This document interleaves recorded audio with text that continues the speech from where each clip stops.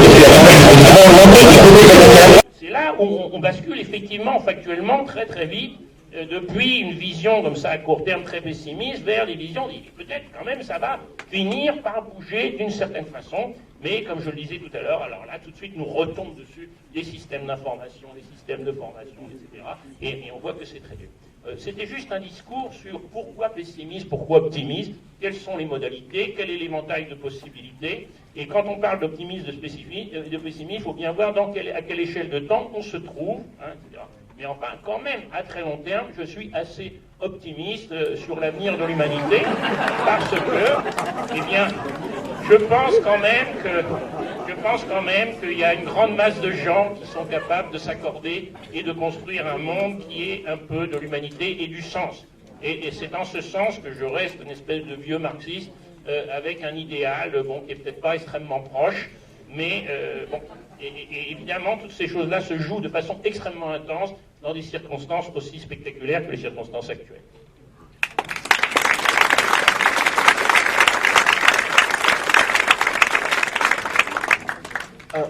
J'avais une question, parce que moi je ne suis pas animateur neutre. D'ailleurs, l'État qui se présente comme animateur n'est jamais neutre, et on le sait. L'État est un enjeu de lutte de classe. On a fait jusqu'à maintenant tout un débat, je dirais plutôt théorie économique, et vision globale.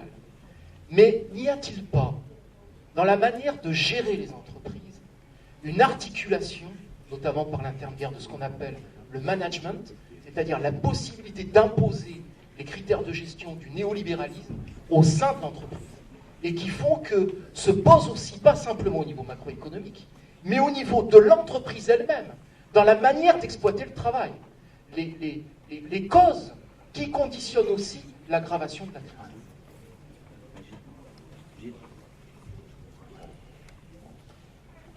Dernière réponse à ta question. Oui, voilà. Je rebondis sur cette remarque parce que le sujet du débat, crise économique et réponse politique, on pourrait se poser la question, est-ce que la crise économique qui est à son paroxysme à l'heure actuelle, est-ce que le monde dans lequel on vit n'est pas en période de crise permanente à cause justement de la répartition des pouvoirs qui dépend lui-même des structures, comme tu l'as dit très bien, Frédéric.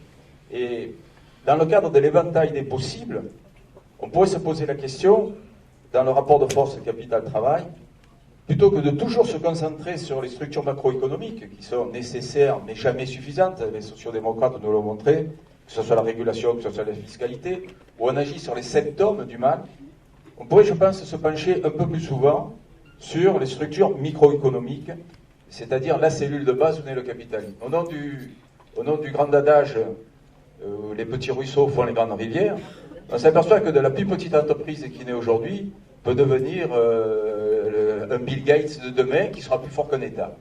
Donc, dans le rapport de force, ce néolibéralisme, comment est-ce qu'il s'est imposé? Il n'y a pas de secret, il s'est imposé par son rapport de force. Et si nous, on a des lance-pierres face à des Kalachnikov, on n'avra pas jamais. Donc je pense que c'est au niveau des cellules de base où se crée le capitalisme qu'il faut commencer à réfléchir à désarmer cette oligarchie financière. Et je pense que c'est là où on ne travaille pas assez. C'est pour ça que je vous invite demain à 10h à venir réfléchir sur l'entreprise équitable. On ne travaille pas assez justement sur cette réforme. Et je pense que là, il faudrait une véritable thérapie génie de la cellule de base pour modifier le gène originel. Quel est le gène originel?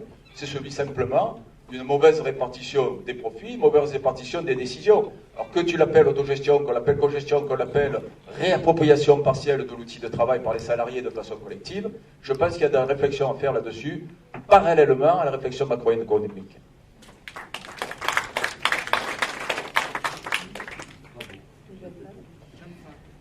Bonjour, donc je vous remercie d'avoir organisé cette journée.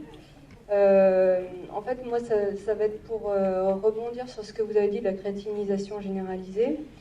En fait, ce qui m'inquiète, je suis à la fois très optimiste de voir qu'il y a ce genre de choses qui sont organisées à Aix-en-Provence, mais je suis aussi très inquiète de voir le peu de jeunes de mon âge qui sont dans cette salle. Et avant de s'occuper de l'entreprise, je pense qu'il faut s'occuper de l'éducation nationale et des réformes de programmes qui vont vraiment dans le sens d'une crétinisation généralisée et massive depuis là quelques années toutes les réformes toutes les disciplines, que ce soit à tous les niveaux, de la primaire au lycée, pour aller jusqu'à l'université. On va toujours dans la baisse des exigences, dans l'acceptation d'un esprit critique toujours plus inexistant. Et donc avant même, moi je suis assez pessimiste aujourd'hui par rapport à ça, parce que je suis dedans, je suis professeur, donc je vois ça tous les jours. Donc je pense que des choses à faire avant d'aller voir du côté de l'entreprise, c'est lancer des cours d'autodéfense intellectuelle pour tous les âges, de l'enfance à la vieillesse, et voilà. On remonte.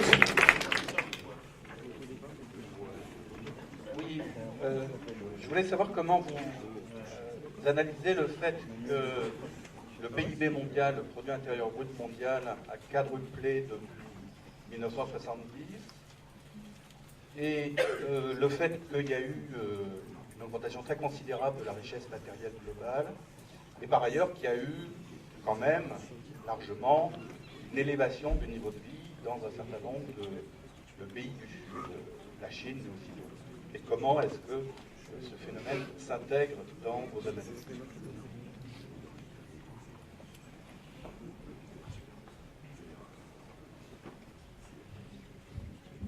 Merci.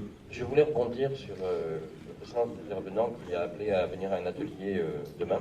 Moi, je pense que nous sommes ici aussi nombreux que dans une Assemblée nationale quand elle est constituée à peu près normalement. C'est-à-dire qu'il y a 250 à 300 personnes ici et les députés sont souvent en nombre bien moindre à l'Assemblée nationale. Je pense que si nous en décidons ensemble, nous pouvons conduire des actions. Vous avez parlé, alors, bien sûr, de vos intervenants qui nous font voler un petit peu d'une analyse un peu stratosphérique. Moi, je préférerais qu'on descende un petit peu à la base, et je voudrais rappeler juste un fait historique, parce qu'on parle d'il y a 50 ans, mais le valet du capitalisme, c'est un certain Giscard qui a drainé l'épargne des ménages vers la bourse, en créant notamment des clubs d'investissement. Et après, il est né des alternatives, les clubs cigales, la fédération des cigales, les financements un petit peu différents. Donc ça fait 30 ans, 25 ans que les uns et les autres, nous expérimentons, nous avons essayé de faire avancer. Mais où est notre efficacité? Les outils existent, les outils sont bons, il faut se les approprier, et il faut surtout ne pas hésiter à entrer en résistance. Quand j'entends des jeunes qui disent « vous êtes que des papis barbus, là, on n'est pas suffisamment nombreux ici, nous les jeunes », eh bien c'est parce que les jeunes, nous ne les attirons pas, parce que nous ne savons pas résister. Nous avons eu des acquis, nous avons fait des expérimentations, et nous avons tout laissé filer. C'est notre génération qui est responsable de tout ce qui se passe. Il faut reprendre le pouvoir, agir et ne plus subir. Et les prises de conscience ne se feront que si nous portons des outils qui sont maintenant sérieux. Je veux dire que les clubs cigales, ça marche. C'est des clubs d'investissement pour une gestion alternative et locale de l'épargne solidaire. Sauf que les questions que nous nous posons, ce sont souvent des questions un peu métaphysiques, et nous n'osons pas avancer davantage dans ces voies. Allons-y, prenons des décisions ensemble, nous sommes là pour ça. J'attends cela. J'ai vu une jeune femme qui levait le doigt, et à ses pieds, je dépose le micro. Bonjour, je m'appelle Magali, je suis blogueuse, je m'intéresse à la réforme de la gouvernance économique, et je voulais réagir par rapport à... Vous m'entendez? Je voulais réagir par rapport à l'intervention du monsieur tout à l'heure sur le rôle du Parlement européen et le rôle de la Cour constitutionnelle allemande. Alors c'est vrai que les Allemands défendent particulièrement bien leur souveraineté aujourd'hui. La Cour constitutionnelle allemande a la chance de pouvoir être saisie par n'importe quel citoyen allemand, alors qu'en France il faut ou 60 députés ou 60 sénateurs ou la bonne volonté du président de la République. Ce sera le cas pour le pacte budgétaire en France. Le Conseil constitutionnel sera saisi par François Hollande, mais on connaît déjà la réponse, puisque le Conseil constitutionnel n'est pas vraiment garant de notre souveraineté. Je voulais juste réagir, continuer et réagir sur le rôle du Parlement européen. C'est vrai qu'il s'est fait un petit peu une bonne conscience en votant contre le ACTA il y a quelque temps, mais pour ce qui est de la défense de la souveraineté des nations, ça il est particulièrement pas très fort. Actuellement, donc il y a 2 règlements qui sont en cours d'élaboration au Parlement européen, ce qu'on appelle le TUPAC. Un règlement qui vise à mettre sous tutelle les États en difficulté, les États qui demanderaient une assistance financière, par exemple le mécanisme européen de stabilité, et un autre règlement qui vise à encadrer davantage le suivi budgétaire des États membres. Et, ce règlement institue la règle d'or budgétaire, qui est actuellement en cours de ratification dans le pacte budgétaire. Donc on a également cette règle d'or qui est inscrite dans un règlement européen. Un règlement européen n'est pas voté par les parlementaires nationaux. Et je peux vous dire, donc, le Parlement européen a déjà voté ce règlement. Et il a reçu à l'unanimité les votes à la fois de la droite, mais également du groupe politique socialiste et démocrate, donc des eurodéputés français socialistes. Voilà. Un petit info du jour, le Tupac. Une dernière question et après la salle. Ah, c'était... Pardon. Oui. Oui. Il ne s'agit pas d'une question, il s'agit d'une invitation. Je suis un fervent des transports en commun à Aix et ceux qui connaissent Aix actuellement savent que la grande société multinationale Veolia a quitté le marché d'Aix. C'est la grande société Keolis qui l'a pris.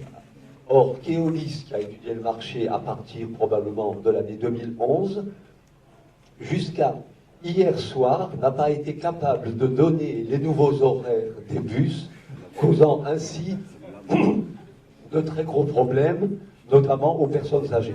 Alors, puisqu'on se situe dans une optique d'économiste, moi je vous suggère d'aller jeter quelques tomates symboliques sur le bureau d'Aix-en-Bus, qui se situe rue des Cordeliers. C'est une grande rue commerçante qui part juste sous la mairie.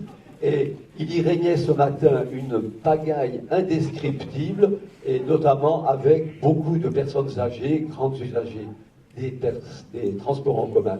Alors si vous voulez, rendez-vous rue des Cordeliers. Si chacun d'entre nous pouvait y passer quelques instants aujourd'hui et réclamer avec une certaine véhémence les horaires qui n'existaient pas sur Internet jusqu'à hier soir, et qui n'existaient ni à la municipalité, ni à Aix-en-Bus, ni aux syndicats d'initiative jusqu'à hier soir.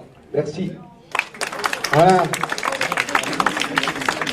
La parole à la tribune. Je vais prendre les choses partiellement et dans le désordre.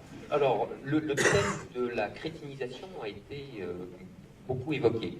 Je ne voudrais pas flamber les quelques cartouches qui me restent, parce que les organisateurs m'ont sacrément chargé la barque, et je suis de nouveau de service cet après-midi sur un thème qui aura précisément à voir avec ces choses-là, puisqu'on parlera pour de bon du cercle des économistes, des médias et autres joyeusetés.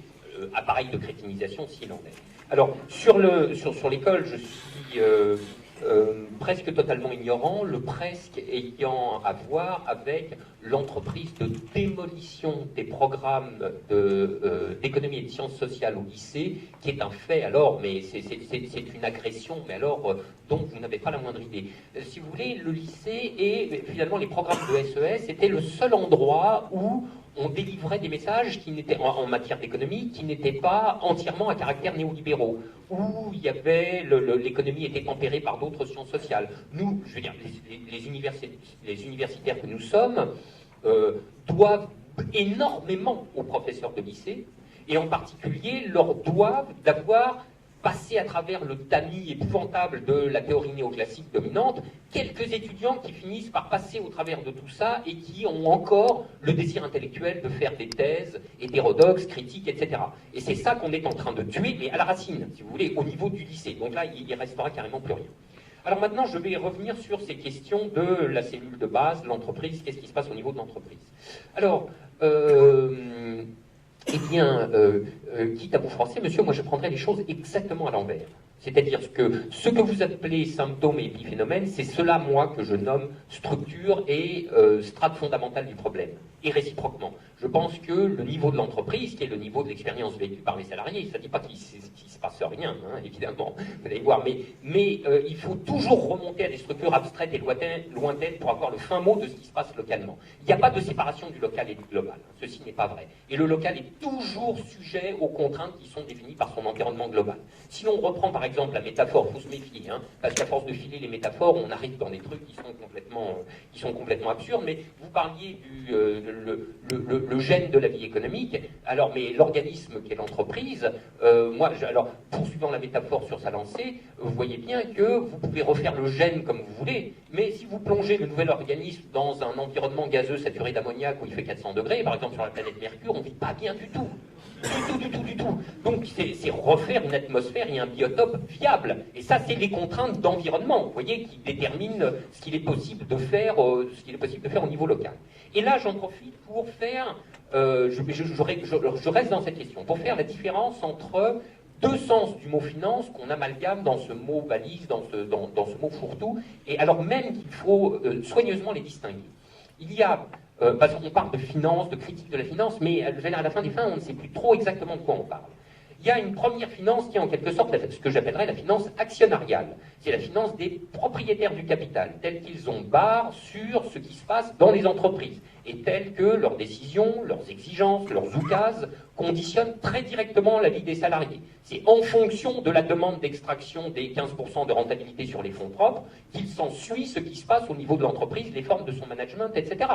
Et il y a une autre finance, alors je ne sais pas comment on va l'appeler, c'est la finance des marchés de crédit, la finance des taux d'intérêt. C'est celle dont nous parlons depuis 2007. C'est les marchés de crédit qui tombent en décapottage depuis 2007. Et quand on parle de la finance, depuis 2007, c'est de cette finance qu'on parle. Et c'est pas du tout, c'est pas les mêmes acteurs, c'est pas les mêmes compartiments des marchés, etc. Ça ne veut pas dire que ça n'a rien à voir. Mais en première approximation, il faut faire la distinction. Et puis ayant fait la distinction, on peut voir ce qui s'établit comme synergie entre les deux. Parce que pendant la crise financière à grand spectacle, la finance actionnariale continuait silencieusement. Elle continuait à faire valoir ses exigences des 15% de retour sur fonds propres, etc. La crise, celle des dettes publiques, etc., arrive, et l'intersection de la synergie des deux promet d'être toxique.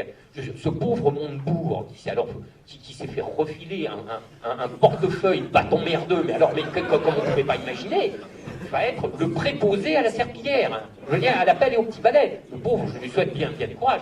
Et les plans sociaux qui sont en train de lui débarrouler sur le bureau sont exactement le produit de cette interaction. En situation de crise, la contrainte actionnariale se fait encore plus mordante et exige l'ajustement instantané du taux de profit, c'est-à-dire la compression instantanée de la masse salariale, la précarisation, les délocalisations, les plans sociaux et tout ce que vous savez.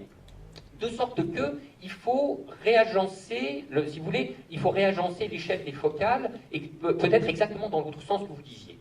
Et j'en prends pour témoin un documentaire qui a été fait par Jean-Robert Bielek qui s'appelle La mise à mort du travail en France, qui était en 3 opus. On commençait au niveau psychologique, la souffrance au travail. Mais la souffrance au travail, c'est pas qu'une affaire de psychologie, vous comprenez? Vous pouvez envoyer les gens chez le psychologue ou chez le médecin, c'est pas ça qui va les faire arrêter de souffrir. Je veux dire, ils vont retourner, dès qu'ils auront été un peu assommés à coups de cacheton, ils retourneront au boulot et ça reprendra pareil. Donc il faut remonter d'un cran. Si c'est pas juste la psychologie et le cachetonnage, c'est les formes du management, c'est les formes organisationnelles managériales. Ah, là déjà on a fait un progrès, parce que ça on peut mettre en question des choses qui ont un caractère un peu institutionnel et structurel, mais qui sont encore intermédiaires, parce que les formes du management elles-mêmes, elles sont déterminées par ce qui se passe à l'échelle supérieure. Les formes du management, elles sont presque univoquement imposées par la contrainte supérieure, qui est la contrainte actionnariale. Alors, par exemple, il y a un cas qui est typique, si vous voulez, c'est vraiment qui aura été une sorte de laboratoire du néolibéralisme. On raconterait intégralement l'histoire du néolibéralisme à partir de ce cas. C'est France Télécom.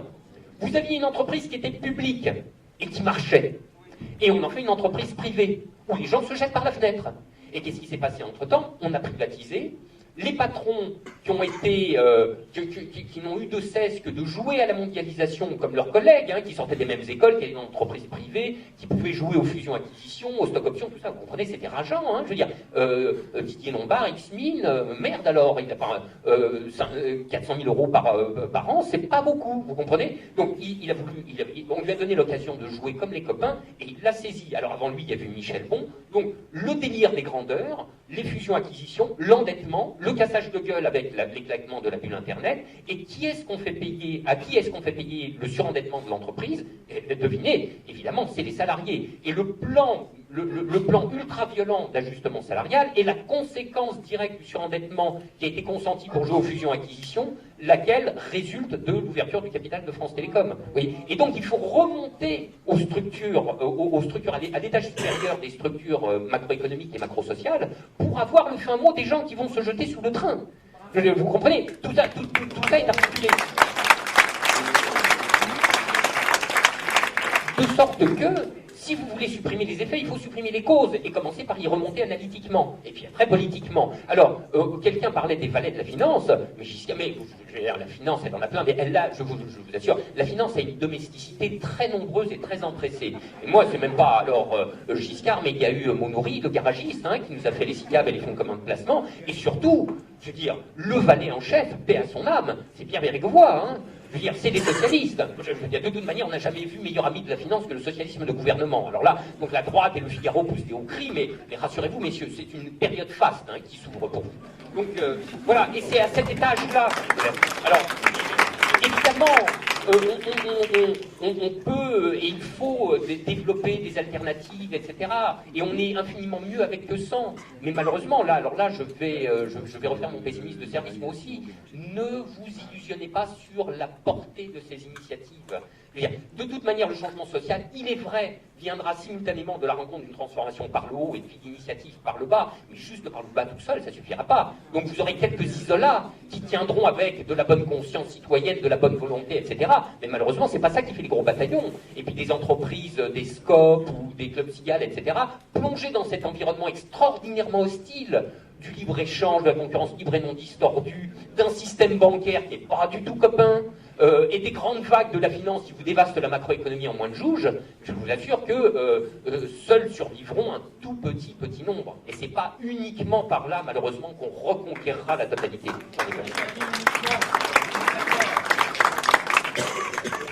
Bien, donc j'avais pensé prendre les questions un peu dans l'ordre.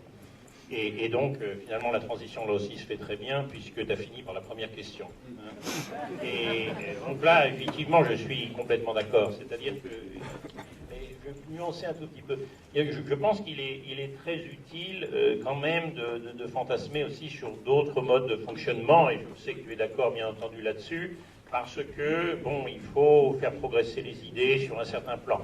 Enfin, effectivement, en termes de transformation sociale réelle, eh bien oui, tu appelles ça les structures. Moi, je fais une analyse de classe du néolibéralisme qui a créé ces structures. Mais évidemment, on est bien d'accord sur le fait que c'est une modification complète des modes de fonctionnement au plan national, au plan international, que je vous disais au début, qu'on peut appeler structurel si on veut. C'est ce que nous, on appelle ça un ordre social, et ce qui renvoie à des hiérarchies de pouvoir de classe, des alliances, etc.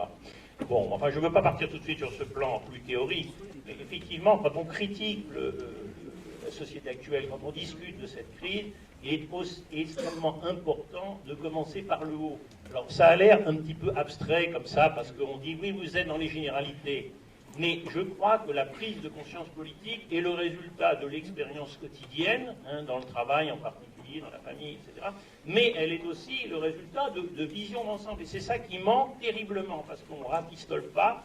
Il faut expliquer la nature de ce système, qui pour moi est une nature de classe. Il faut voir ces modes d'organisation, etc. Et la prise de conscience politique, elle passe nécessairement par ça. Tant qu'on n'est pas rentré là-dedans, eh bien, on croit qu'il s'agit de mécanismes. Alors, il y a des bons mécanismes, il y a des mauvais mécanismes, tout ça.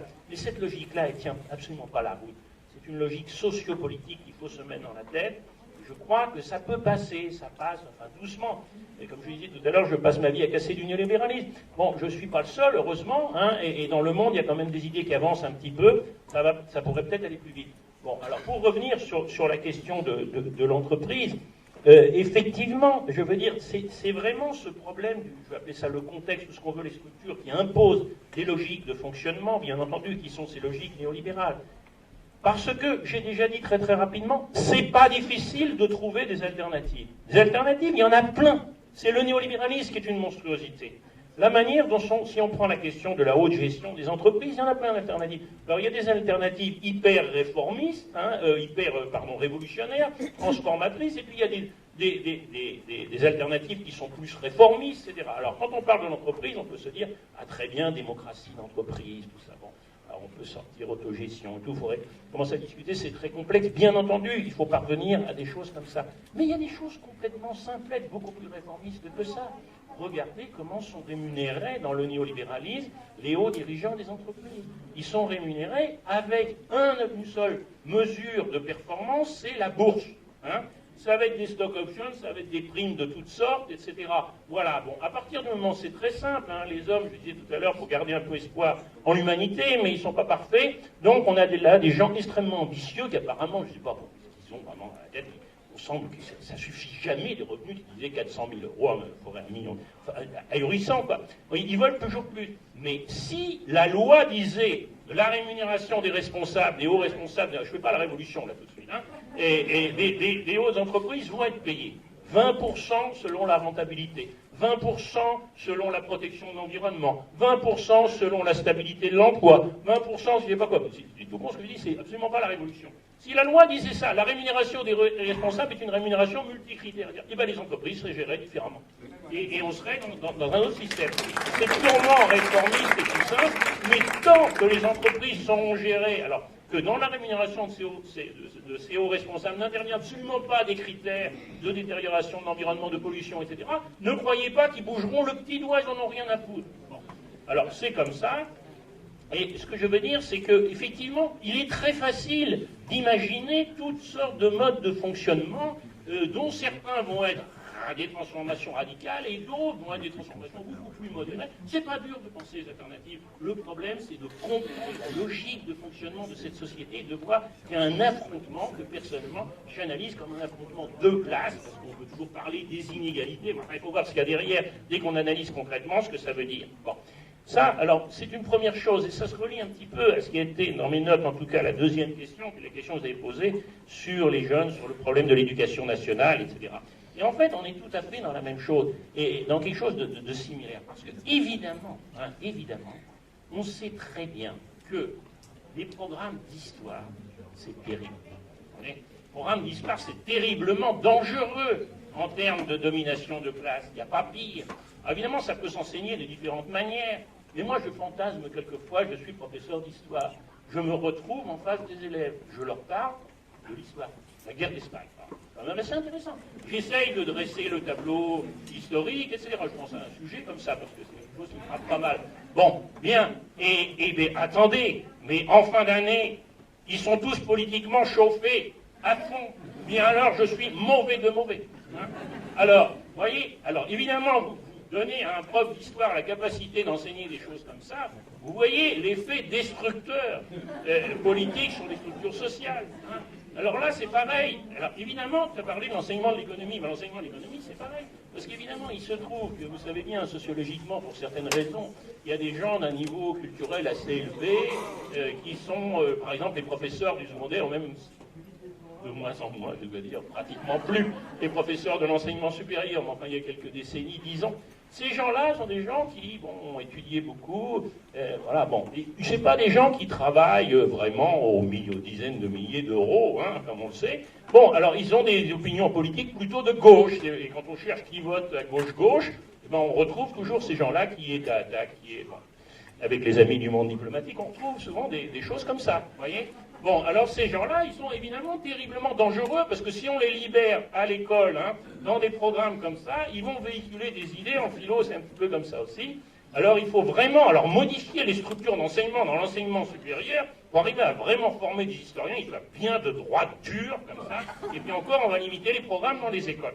Donc le problème, effectivement, c'est absolument crucial parce que toute la propagande à laquelle nous sommes soumis peut passer parce que son impact est préparé justement par ce type de formation ou de déformation, par le fait qu'on élimine, et on voit très bien comment graduellement on va éliminer toutes ces choses-là. Pourquoi? Parce que c'est dangereux. Et même d'ailleurs dans l'enseignement supérieur, par exemple en économie, eh bien en France en particulier, il ne faut pas trop parler d'histoire économique. La théorie de la régulation avait renversé un peu cette chose-là. Parce que l'histoire économique, c'est terriblement dangereux, vous comprenez? Dès que vous entrez dans l'histoire économique, vous entrez dans la politique, vous voyez qu'il y a des enjeux, etc. Alors après, on peut toujours dire, ah oui, mais c'était dans l'entre-deux-guerres, maintenant c'est plus pareil. Ben oui, mais alors avec le néolibéralisme, on ne comprend pas que c'est plus pareil, c'est vraiment qu'on est un économiste, parce qu'on ne comprend rien du tout, vous comprenez? Donc évidemment, tous ces enseignements-là sont extrêmement dangereux politiquement, et c'est bien pour ça qu'ils sautent. Et comme je le disais tout à l'heure, les étudiants, on va leur bourrer le crâne avec des modèles absolument impossibles. À un moment, je raconte une petite anecdote, mais je serai bref, j'étais membre du comité de rédaction d'une revue que je n'aurai pas encore une fois. Bon, et là, il y avait mes collègues qui étaient autour de la table, des professeurs d'université, tout à fait bon teint, etc. Et puis, il y avait un petit vide dans la discussion, et à un moment, il y en a un qui dit, néoclassique, hein, qui dit à l'autre, tu te rappelles ce modèle, là, tout ça qu'on enseignait il y a quelques années, terrible, hein, mathématiquement, là, les étudiants, ils en bavaient, plus personne parle de ça maintenant. Voilà, et il était complètement désespéré, parce qu'il s'apercevait qu'il avait bourré le crâne de ses étudiants, qu'il leur avait bouffé leur temps, et qu'ils avaient à partir de là l'incapacité de se cultiver, l'incapacité de prendre de conscience politique, parce qu'il les occupait toute la journée. Et il se disait rétrospectivement, bon, on parle plus de ça maintenant. Évidemment, ça n'avait aucun intérêt. Alors, ça, évidemment, ça avait une fonction complètement idéologique. Donc, toutes ces choses-là sont... Et là, le problème, c'est comment trouver les alternatives. Les alternatives, c'est archi facile. Je viens de décrire comment on peut faire des programmes, comment on peut enseigner, etc. Il n'y a aucun problème. Le problème, évidemment, c'est le problème contextuel, c'est le problème de la structure du pouvoir qui finit par imposer. D'ailleurs, le néolibéralisme, le terme néolibéralisme est apparu avant la Deuxième Guerre mondiale. Il s'est diffusé ensuite, vous connaissez tout ça, von Hayek. Voilà, bon, bien. Donc, la première chose qu'ils ont fait, reconquête académique, au sens des universités. Hein. Ensuite, reconquête de la presse, à coût évidemment de capitaux de leurs copains qui les payaient pour faire ça, comme nos économistes de nos jours.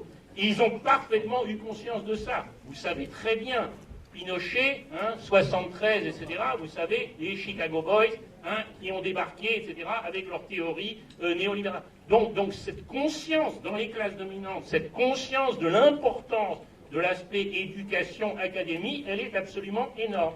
Nous sommes confrontés à ça. Alors évidemment, nous, on peut réfléchir. Qu'est-ce qu'il faudrait enseigner? Comment il faudrait l'enseigner? Enfin, attendez, on se réunit un petit peu et puis on parle. Et ce problème-là, on va le résoudre merveilleusement. Il y aura peut-être quelques désaccords, mais enfin, ce sera hyper facile de trouver l'alternative. Le problème, c'est qu'il y a des structures qui sont créées comme ça par le pouvoir de façon à faire disparaître cette gangrène à leurs yeux, évidemment. Bon. Donc, c'est pas tellement, comme je l'ai dit, penser les alternatives, c'est vraiment le problème de pouvoir. Et le problème de pouvoir, on le saisit au niveau global. Bon. Alors, la question, je ne vais pas répondre à toutes les questions. Oui, alors justement, on est en plein dans ce débat qui a été posé. Bon, évidemment, on est vieux, hein, c'est embêtant. Ça. Personnellement, j'aimerais lutter contre ça, j'essaye de l'éviter, de résister, mais enfin, c'est terrible quand même. On est forcé de se confronter. On est forcé de se confronter à la réalité. Bon, bien sûr. Alors, évidemment, on parle de grandes choses, tout ça. Alors, il faudrait dire aux jeunes, voyez, une petite chose comme ça. Et justement, c'est exactement la discussion qu'on a eue. Bien sûr, c'est très bien. Il faut faire miroiter des alternatives. Mais ce n'est pas le problème de trouver les alternatives. Trouver des alternatives, ça demandera un petit peu de temps, etc. Mais ce n'est pas le problème. Le problème, c'est vraiment un problème de pouvoir. Mais ça fait partie quand même de la propagande. C'est-à-dire qu'il ne faut pas non plus négliger ça, parce que on a le droit de rêver un peu sur un monde meilleur. On a le droit de dire, ah bah ça pourrait être comme ça pourrait être comme ça, et puis ce serait mieux. Enfin, il faut bien comprendre que, pour moi, en tous les cas, la difficulté ne se situe pas vraiment là. La difficulté, elle est d'une prise de conscience de la nature de ce... Pardon ? Comment prendre le pouvoir? Eh bien voilà, qui sont antidémocratiques. Très bien, voilà. Exactement. Eh bien là, nous basculons du côté pessimiste, et puis ensuite, il va falloir revenir du côté optimiste, parce que quand même, on n'est pas si mauvais que ça, on se bagarre et les idées progressent peut-être un petit peu. Oui, mais effectivement, on est dans l'institution, Et en plus, nous sommes dans une crise majeure qui quand même va causer des désordres. Donc, problème, qu'est-ce qui va gagner, hein? Voilà. Alors nous arrivons... Je voulais remercier France 3 qui vient de passer, le service public d'information, et qui m'entremet rester 10 secondes à filmer. Je veux dire que ça passe aussi, je suis Gilles Balbaz, réalisateur des Nouveaux Chiens de Garde, ça passe aussi ça par un service public de l'information qui arriverait déjà à 10 heures quand la conférence commence, et ne passe pas 10 secondes montre en main, filmer cette 3 ou 4 plans, et ça sera ce soir, 1 minute 15, qui va avoir le bonheur de répondre à leurs questions avec 10 secondes à la clé, je vous le demande. Bravo le service public d'information.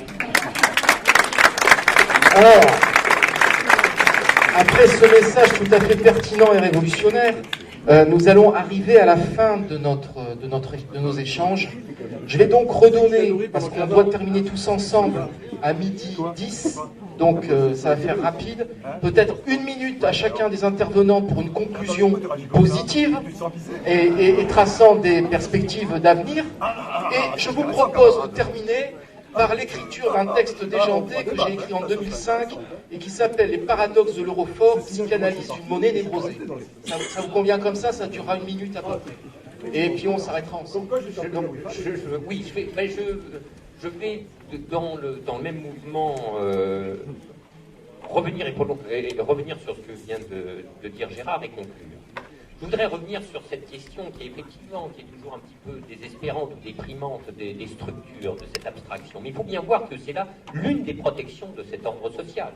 Cette protection tient dans l'abstraction et dans l'éloignement. Les salariés en font l'expérience, d'ailleurs, régulièrement. Je ne sais pas si vous vous souvenez du documentaire de Jules Perret, Ma mondialisation, ou si vous avez vu le film Louise Michel, mais c'est exactement ça l'histoire qui est en permanence racontée. On se bat au niveau de l'entreprise. Mais c'est pas là qu'est le pouvoir, parce qu'en général, c'est un sous-traitant ou c'est une filiale, etc. On remonte au niveau au-dessus, la firme mère. Alors on va voir le chef de l'entreprise de la firme mère. On monte à Paris, etc.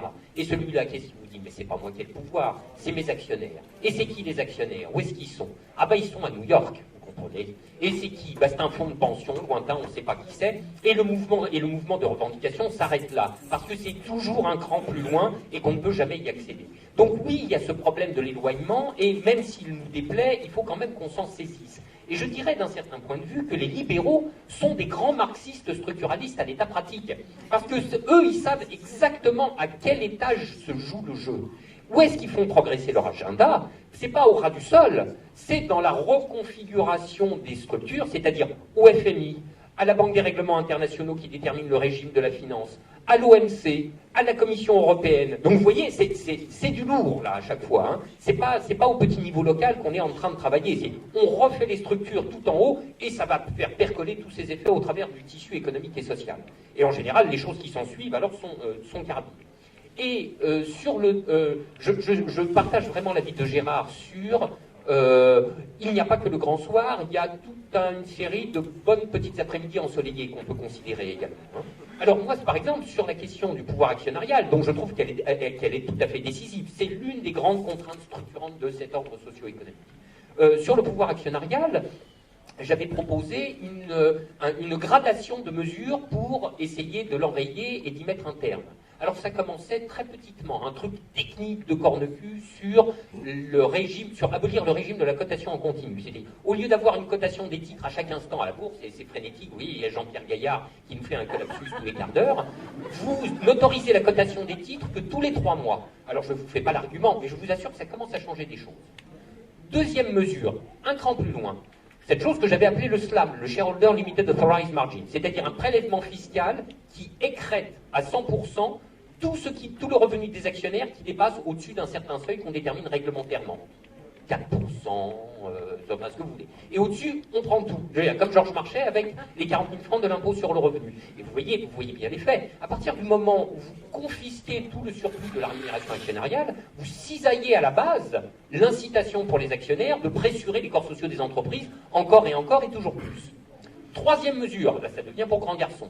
On ferme la bourse. Bon, là, vous voyez, déjà là, on a commencé à... Là, l'après-midi touche à sa fin, le soleil se couche, on va pouvoir envisager des trucs sérieux. Et puis alors, quatrième mesure, là, effectivement, on refait complètement les rapports sociaux et politiques dans l'entreprise en éradiquant complètement la dévolution de pouvoir conformément au rapport de propriété financière. Alors là, donc, et vous voyez, vous avez un menu et vous pouvez picnocher dedans en fonction de votre appétit politique. Donc il y a des trucs, ça commence petit, etc., et ça finit vraiment méchant. Mais vous avez toute la gradation possible, et déjà ça commence à produire des effets. Donc, à vos fourchettes.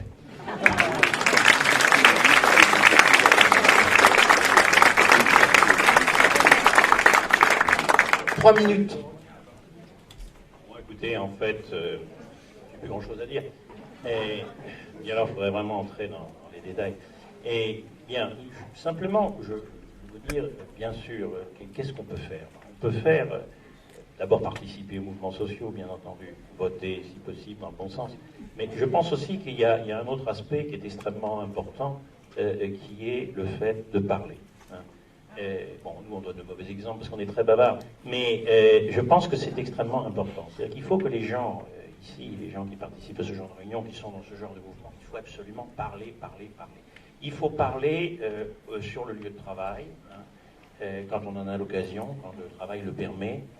Il faut parler, il faut expliquer. Bon. Il faut parler dans la famille, je veux dire dans la famille au sens large, à la fin du dîner, il y a toujours un tonton de droite, certaines familles qui apparaît, etc., et qui sort ces trucs qui sont bien pensés, bien de classe, etc. Alors là, il faut lui rentrer dans le chou. Voilà. Et donc, ce que je veux dire, c'est que c'est extrêmement important parce que on l'a vu dans tout ce qu'on a dit, c'est-à-dire que bien sûr, il faut être là pour défendre les droits, pour descendre, mais il faut aussi arriver à propager. Il faut lutter contre exactement ce que ce que font les journées dans lesquelles nous sommes tout de suite, c'est-à-dire qu'il faut prendre le contre-pied. Ce qui vient de se passer par rapport aux économistes français dont vous allez entendre parler dans d'autres conférences, vous avez entendu parler, c'est-à-dire de montrer la collusion des intérêts, etc., de ces gens-là. Hein. Il y a deux aspects, c'est-à-dire montrer la collusion d'intérêts, c'est-à-dire comment ils sont largement rémunérés par la finance ou des choses comme ça. Montrer aussi, et ça ce travail n'est pas suffisamment fait, c'est-à-dire qu'est-ce qu'ils ont raconté sur la crise depuis le début, par exemple. Il n'y a pas besoin de remonter très loin, parce qu'on pourrait remonter évidemment beaucoup plus loin que ça, et montrer que, alors là, véritablement, ils ont dit n'importe quoi. Bon, voilà. Alors ça, c'est la démystification de l'expertise. Donc moi, je crois qu'il y a une chose très simple et relativement modeste, et ce sera mon message pour terminer, mais parlez encore plus. J'ai remarqué quand même que dans toutes les conférences, il y avait des hommes. La seule femme qu'on a vue, qui nous a fait une conférence musicale, elle existait, mais bon, c'était une petite part. Et vous parliez éducation. Bah, effectivement, pendant longtemps, on a souhaité que les femmes ne lisent pas, parce que les femmes qui lisent devenaient des femmes dangereuses. Pour quelqu'un que le monde est partagé comme ça. Et par exemple, moi, j'ai participé longtemps à des marches mondiales des femmes contre la pauvreté, contre la violence. On fait des marches à New York, on fait des marches à Bruxelles, on fait des marches partout. On avait droit à 12 secondes à la télévision. Marc disait, c'est sûr que à New York, c'est sûr que c'est là. Parce qu'on n'en parlait pas. Et effectivement, les matchs de foot, moi, les matchs de foot, ça, on l'avait en grand. Et par là, on ne l'avait pas. Donc, effectivement, parler, mais laisser aussi la parole à une femme en particulier. Parce qu'il y a aussi une femme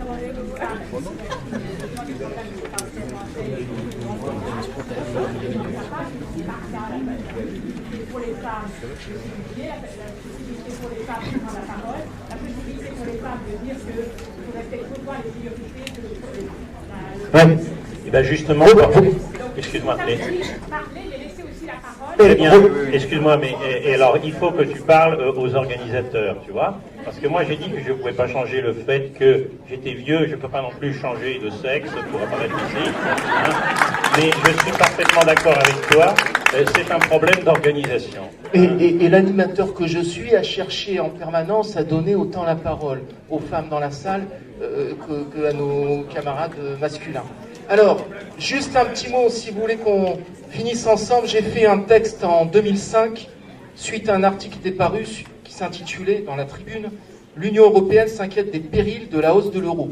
Rappelons-nous que l'objectif de l'euro, c'était justement une monnaie forte, c'est-à-dire qui grandisse. Enfin, qui soit... et d'ailleurs, j'écrivais, matérialisation du rêve, introduit une valeur de 1,18 €. L'euro coûte aujourd'hui 1,38 $. L'euro est donc aujourd'hui reconnu comme monnaie forte, plus forte que le dollar. Alléluia, le monde est beau, on a gagné. Mais les marchés s'inquiétaient, les marchés et l'Europe s'inquiétaient de la montée de l'euro. Donc on a été devant cette confrontation inédite d'une monnaie qu'on souhaitait forte et qui, devenue forte, on souhaitait qu'elle soit plus faible. D'où cette pièce que j'ai imaginée, qui s'appelle La monnaie malade malgré elle, qui est une reprise du titre de Molière. Rendez-vous chez le psy. Bonjour Madame la monnaie unique. Installez-vous sur le divan et racontez-moi. La monnaie unique. Bien voilà, docteur. Depuis quelque temps, je ne me sens pas bien dans ma peau. Je suis né le 1er janvier 1999 et mes parents ont voulu me rendre fort tout de suite pour concurrencer mon oncle Sam, le dollar, Uncle Sam, qu'ils considéraient trop fort. Ils ont pour cela exigé des peuples un entraînement commando spécifique, marché unique, traité de Maastricht, et des sacrifices, emploi, chômage, sécurité sociale, retraite, etc. Le psy. Bien. Et alors, la monnaie unique. Eh bien, aujourd'hui, je suis considéré par le marché comme une monnaie forte. Je domine le dollar de la tête et des épaules. Le psy. Donc, tout va bien. La monnaie unique. Non, docteur. C'est une vraie névrose, car mes parents considèrent maintenant que je suis trop fort. Et là, je ne comprends plus rien. De plus, mes parents demandent de nouveaux sacrifices, salaire, statut, emploi, etc., pour ne pas porter atteinte à la compétitivité des entreprises. Le psy. Donc, si je comprends bien, vous êtes né de parents faibles, qui voulaient vous voir fort, et maintenant que vous êtes fort, ils veulent que vous soyez faible. La monnaie unique. C'est exactement ça, docteur. Le psy. Désolé, mais là, la psychanalyse ne peut rien pour vous. C'est plutôt du domaine de la spéculation. Il faudrait plutôt consulter les marchés financiers.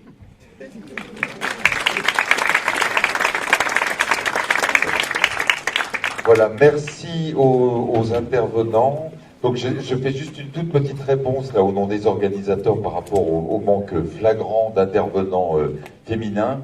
Sans vous raconter l'histoire, c'est l'histoire du cercle des économistes. C'est une histoire qui est partie il y a 4 mois, qui s'est montée à une vitesse absolument incroyable et où il y a eu un espèce d'auto-recrutement, on va dire, des conférenciers. Et quand on s'est retrouvé avec une dizaine de noms, on a été horrifiés de voir qu'il n'y avait pas de femmes. On s'en est aperçu très très vite. Voilà. Et notamment les femmes qui font partie du comité d'organisation. Donc on a dit, on change de cap complètement. On a pris le plus de contacts possible avec des intervenants femmes. Et malheureusement, celles qu'on a trouvées n'étaient pas disponibles. Donc c'est pas volontaire. On a tout fait pour corriger. On n'a pas réussi cette fois-ci. La majorité des modérateurs de toutes les conférences sont des femmes. On a trouvé que ce petit subterfuge pour essayer de rebalancer. Et bien sûr, on fera beaucoup mieux dès la prochaine fois. Voilà, une petite information. Je rappelle que ce soir, donc à 21 h, il est prévu d'avoir la pièce de Frédéric Lordon qui devait être jouée à la salle Émile Tavant et qui a été déplacée à la salle des Amandiers. C'est à 21 h. Sinon, pour cet après-midi, on vous attend tous en majorité à la faculté des lettres à partir de 16 h où on a beaucoup de conférences, ainsi qu'une autre au Mansart avec Jean-Philippe Desbordes. Voilà, merci d'avoir été avec nous ce matin, à cet après-midi.